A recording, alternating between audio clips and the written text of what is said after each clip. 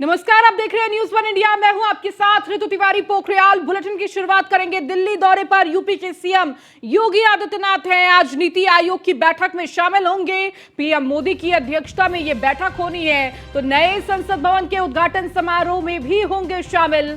तो दिल्ली दौरे पर सीएम योगी आदित्यनाथ हैं। कल देर रात दिल्ली पहुंचे सीएम योगी आदित्यनाथ, तो आज नीति आयोग की बैठक में शामिल होंगे, जहां तमाम प्रदेशों के मुख्यमंत्री पहुंचे हुए हैं। तो इस बैठक की अध्यक्षता प्रधानमंत्री नरेंद्र मोदी करेंगे। आपको बताते चले कि 28 तारीख को होने वाले नए संसद भवन के उद्घाटन कार्यक्रम में भी शामिल होंगे सीएम योगी आदित्यनाथ। तो आज नीति आयोग की बैठक में सीएम योगी आदित्यनाथ शामिल होंगे।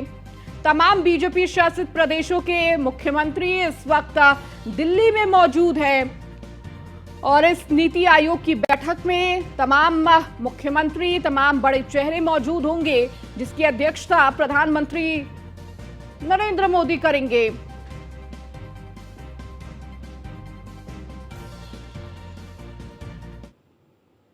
तो वहीं भूपेंद्र सिंह चौधरी आज 2 जिलों के दौरे पर रहने वाले हैं। बीजेपी प्रदेश अध्यक्ष का पीलीभीत और बरेली दौरा। आज सुबह 10 बजे पीलीभीत में शपथ ग्रहण में होंगे शामिल। पीलीभीत के बाद भूपेंद्र सिंह चौधरी जाएंगे बरेली, जहां बरेली में नवनिर्वाचित मेयर के शपथ ग्रहण समारोह में शामिल होंगे। तो भूपेंद्र सिंह चौधरी का पीलीभीत दौरा, जहां पर शपथ ग्रहण समारोह में शामिल होंगे। इसके अलावा बरेली भी पहुंचेंगे, जहां नवनिर्वाचित मेयर और पार्षद और तमाम महापंचायत से जुड़े तमाम लोग मौजूद होंगे और इस दौरान शपथ ग्रहण समारोह होगा, जिसमें शामिल होंगे भूपेंद्र सिंह चौधरी। तो पीलीभीत और बरेली के दौरे पर भूपेंद्र सिंह चौधरी हैं। इस दौरान शपथ ग्रहण समारोह दोनों जिलों में रहने वाला है, जहां इस कार्यक्रम में शामिल होंगे। तो लगातार कल से तस्वीरें आ रही थी, आपने लखनऊ में भी देखा होगा किस तरीके से भव्य शपथ ग्रहण समारोह का आयोजन किया गया था, जिसमें दोनों डिप्टी सीएम मौजूद थे, तमाम मंत्री मौजूद थे।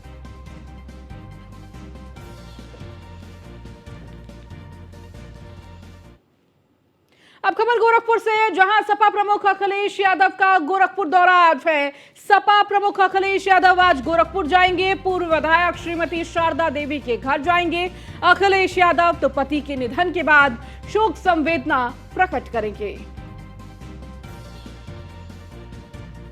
तो गोरखपुर दौरे पर सपा सुप्रीमो अखिलेश यादव रहने वाले हैं और इस दौरान सपा प्रमुख अखिलेश यादव गोरखपुर में मौजूद होंगे।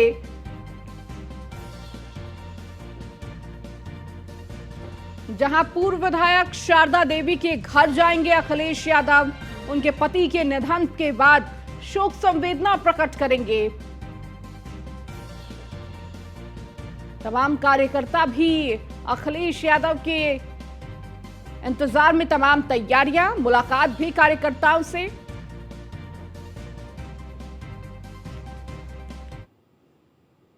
खबरों में आगे बढ़ेंगे। आजम खां के लिए समाजवादी पार्टी ने मोर्चा खोल दिया है। 3 सांसद और 11 विधायक आज जाएंगे मुरादाबाद।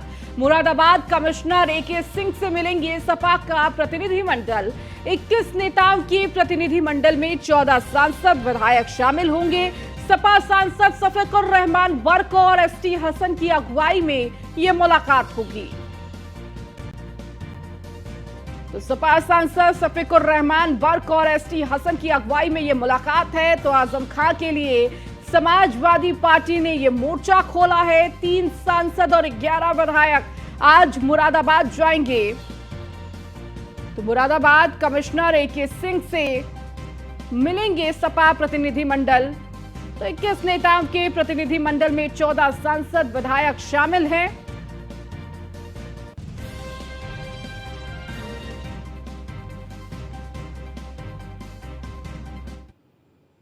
खबरों में आगे बढ़ेंगे। हरदोई को 112 अनुबंधित और 36 निगम की बसें दी गई हैं, जिनको परिक्षेत्र में आने वाले 6 डिपो में संचालित किया गया है, जिससे बंद रूट पर भी बसों का संचालन शुरू हो गया है। अपराजित श्रीवास्तव ने बताया कि परिक्षेत्र में 222 परिचालकों की कमी थी, जिनको पूरा करने के लिए 49 वैकेंसियां वांशिका एजेंसी के माध्यम से सेवा योजना पोर्टल से निकाली गई थी, जिसके साथ ही 222 परिचालकों को और भर्ती करने की डिमांड मुख्यालय को भेजी गई है।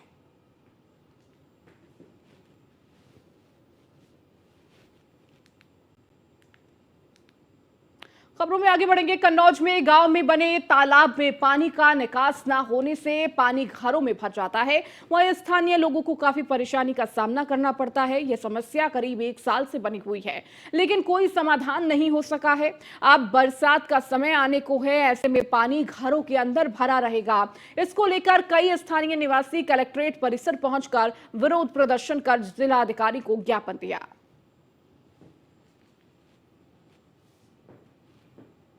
वहीं कुशीनगर में राशन माफिया की हेराफेरी की सूचना मिलते ही एडीएम ने जांच के आदेश दिए हैं, जिसके बाद अधिकारियों ने राशन की कालाबाजारी को लेकर छापेमारी की है, जिसमें दोषी पाए जाने वाले को कड़ी कार्रवाई को लेकर एसडीएम ने सख्त निर्देश दिए हैं। शाहजहांपुर में पुलिस ने अवैध रूप से चल रही शराब फैक्ट्री पर छापेमारी की कार्रवाई की है।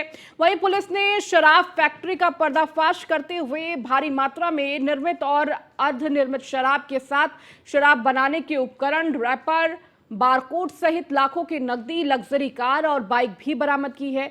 तो वहीं पुलिस का दावा है कि गिरफ्तार किया गया लोगों से पूछताछ के बाद बड़े खुलासे होंगे। अब खबर गाजीपुर से है, जहां पर हाईकोर्ट के आदेश पर अवैध अतिक्रमण पर चला है बुलडोजर। प्रशासन ने चक रोड में बने 13 मकान ढाए हैं। सदर के मीरनपुर सक्का गांव में ध्वस्तीकरण की यह कार्रवाई हुई है। प्रशासन ने अवैध अतिक्रमण पर ध्वस्तीकरण की कार्रवाई की है।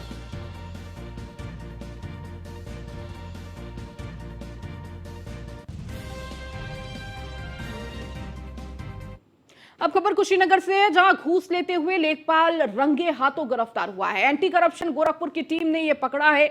जमीन नापने के नाम पर 10,000 घूस ले रहा था लेखपाल। तो कप्तानगंज तहसील में तैनात है घूसखोर लेखपाल सुरेश शर्मा। लेखपाल ने विजय तिवारी से मांगा था 10,000 का घूस। शिकायत पर एंटी करप्शन ने रंगे हाथों पकड़ा है।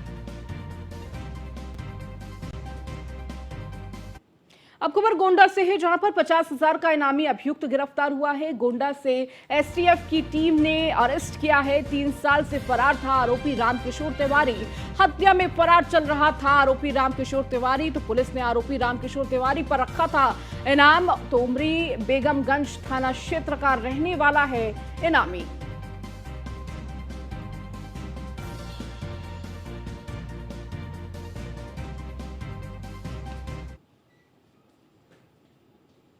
शाहजहांपुर में दिव्यांग प्रमाण पत्र के लिए दिव्यांग लोगों को परेशानी का सामना करना पड़ रहा है।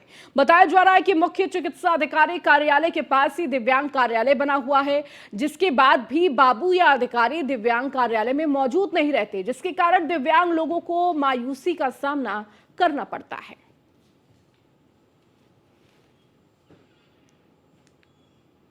अब खबर कन्नौज से है, जहां आतिशबाजी बनाते वक्त तेज धमाका हुआ है। धमाके से बिल्डिंग का ऊपरी हिस्सा जमींदोज हो गया। आतिशबाजी बना रहे 2 लोगों के दबे होने की जानकारी मिली है। सूचना पर पहुंची पुलिस ने शुरू किया है रेस्क्यू ऑपरेशन। तो सदर कोतवाली क्षेत्र के जेरकेला मोहल्ले का ये पूरा मामला है।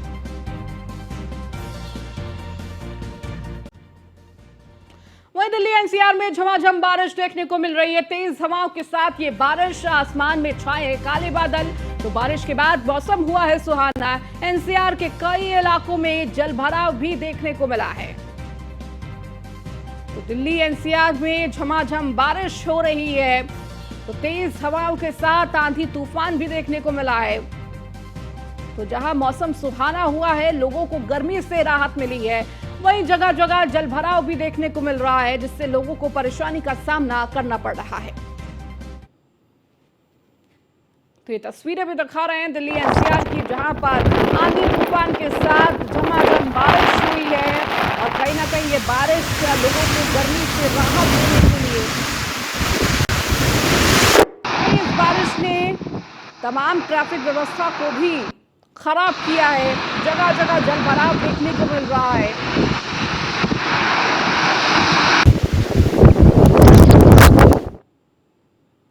आने वाली 28 मई को देश को उसका नया संसद भवन मिल जाएगा। जाहिर है ये मौका जश्न का है और होना भी चाहिए, लेकिन इस आयोजन का निमंत्रण पत्र जब सबके सामने आया तो विपक्ष ने बखेड़ा खड़ा कर दिया है। पहले तो 28 तारीख के दिन पर आपत्ति की थी, फिर प्रधानमंत्री के उद्घाटन करने पर हंगामा किया, अब ताजा बखेड़ा खड़ा किया है सेंगोल पर। आपको एक रिपोर्ट दिखाते हैं। पहले दिन पर था ऐतराज, फिर प्रधानमंत्री पर उठाए सवाल, अब सेंगोल पर बयानबाजी। केंद्र सरकार एक और नए संसद भवन के जश्न में डूबी तो विपक्ष इस रंग में भंग डालने का कोई मौका नहीं चूक रहा। पहले 28 मई की तारीख को कांग्रेस ने सावरकर से जुड़ा बताकर विरोध किया तो फिर प्रधानमंत्री के उद्घाटन करने पर सवाल खड़े किए। राष्ट्रपति चुनाव में जिस द्रौपदी मुर्मू का जमकर विरोध किया था और राष्ट्रपति पद संभालने के बाद कांग्रेस नेता अधीर रंजन चौधरी ने महामहिम के लिए जिन शब्दों का प्रयोग किया था वो सब भूलकर कांग्रेस को राष्ट्रपति पद की गरिमा की चिंता ज्यादा सताने लगी है। खैर, इस पूरे हंगामे के बीच अब विपक्ष की ओर से एक नया शिगुफा छोड़ा गया है। शिगुफा छोड़ने वाले बयानवीर हैं स्वामी प्रसाद मौर्य। जनाब एक बार फिर ट्विटर पर अवतरित हुए और लिखा, सेंगोल राजदंड राजतंत्र का प्रतीक था।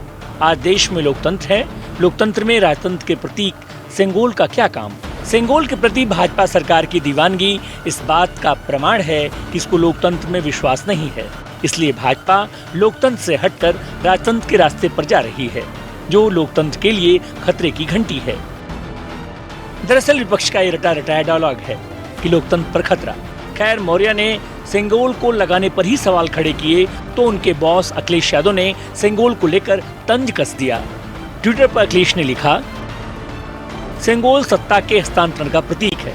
लगता है भाजपा ने मान लिया है कि अब सत्ता सौंपने का समय आ गया है। सेंगोल को लेकर गृह मंत्री अमित शाह ने भी ट्वीट किया और लिखा, कांग्रेस पार्टी को आखिर भारतीय परंपरा और संस्कृति से नफरत क्यों है। सेंगोल को तमिलनाडु के शैव मठ ने भारतीय स्वतंत्रता के प्रतीक के रूप में पंडित नेहरू को दिया था, लेकिन ये म्यूजियम में एक टहलने वाली छड़ी के रूप में पड़ा रहा। कुल मिलाकर 28 मई तक ये बहसबाजी थमने वाली नहीं है।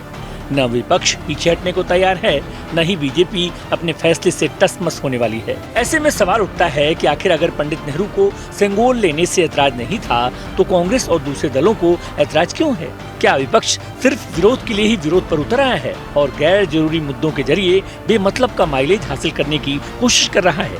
Bureau report, news 1 India. वहीं प्रधानमंत्री नरेंद्र मोदी की सरकार का ये दूसरा कार्यकाल चल रहा है। सरकार ने अपने दूसरे कार्यकाल के 4 साल पूरे कर लिए हैं। इसके साथ ही बीजेपी सरकार की सत्ता में 9 साल हो गए हैं। मोदी सरकार के देश की डिजिटल ग्रोथ काफी ज्यादा हुई है। आपको खास रिपोर्ट दिखाते हैं।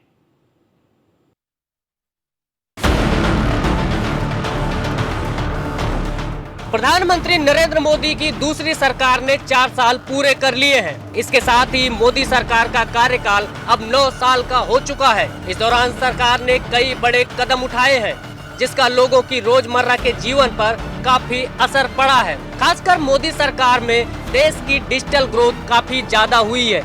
इसकी वजह सस्ता डेटा मानिए या फिर सरकार के उठाए कदम। लेकिन अब हम वाकई डिजिटल युग में प्रवेश कर चुके हैं, जहां पेमेंट से लेकर पासपोर्ट तक सभी काम फोन से हो रहे हैं। पिछले साल ही मोदी सरकार ने देश को 5G नेटवर्क का तोहफा दिया है। लंबे इंतजार के बाद यूजर्स को आखिरकार 5G नेटवर्क की सुविधा मिलने लगी है। बता दें कि अब तक 3000 से ज्यादा शहरों में टेलीकॉम कंपनियों ने 5G नेटवर्क का विस्तार कर लिया है, लेकिन फिर भी इससे सभी यूजर्स तक पहुंचने में मार्च 2024 तक का वक्त लगेगा। डिजिटल इंडिया प्रोग्राम की शुरुआत 2015 में की गई थी। इसका मुख्य उद्देश्य देश के लोगों को डिजिटल टेक्नोलॉजी और सेवाओं से जोड़ना था। सरकार ने इसके लिए कई कदम उठाए हैं। इस अभियान के तहत national open fibre optical network और भारत नेट परियोजना की शुरुआत की गई। डिजिटल पेमेंट मोदी सरकार की बड़ी उपलब्धियों में से एक है। सरकार ने डिजिटल मुद्रा, भारत इंटरफेस ऑफ मनी और डिजिटल भुगतान अभियान जैसे माध्यमों से ऑनलाइन भुगतान प्रणाली को बढ़ावा दिया है। खासकर यूपीआई पेमेंट को सरकार ने काफी ज्यादा बढ़ावा दिया। लोग आज कैश लेन देन की जगह डिजिटली पेमेंट करना पसंद करते हैं। बता दें कि साल 2016 में यूपीआई को लॉन्च किया गया था और धीरे धीरे ये सर्विस आज पेमेंट के सबसे बड़े माध्यमों में से एक बन गई है। अब दुकान पर चाय की पेमेंट हो या फिर कोई सामान खरीदना, आसानी से यूपीआई एप्स के जरिए पेमेंट हो जाता है। डिजी लॉकर भारत सरकार द्वारा चलाई जाने वाली एक डिजिटल लॉकर सर्विस है। यहाँ आप अपने आधिकारिक डॉक्यूमेंट्स और प्रमाण पत्रों को सुरक्षित रख सकते हैं। इंटरनेट की मदद से इसकी डिजिटल कॉपी को भी शेयर किया जा सकता है।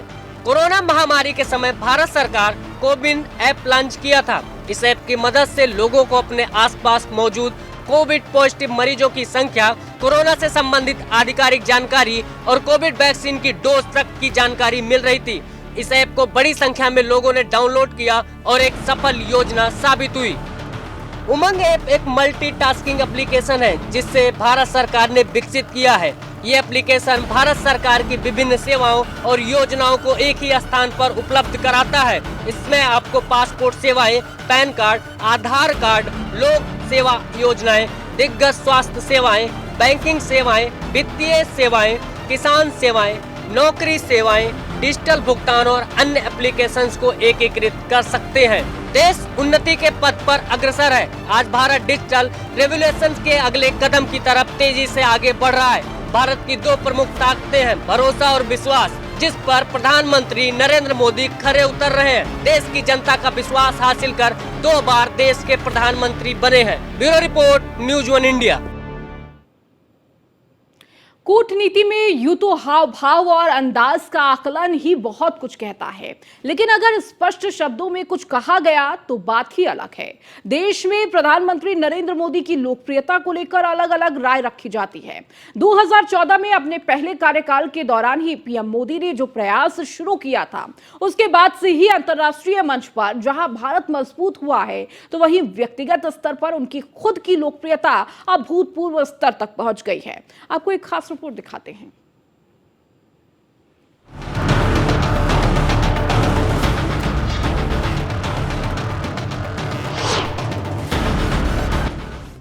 अमेरिका, रूस से लेकर यूएई तक पीएम मोदी के फैन 13 देश ने उन्हें कई तरह से सम्मान दिए हैं, जो किसी भी देश के लिए गौरव की बात है।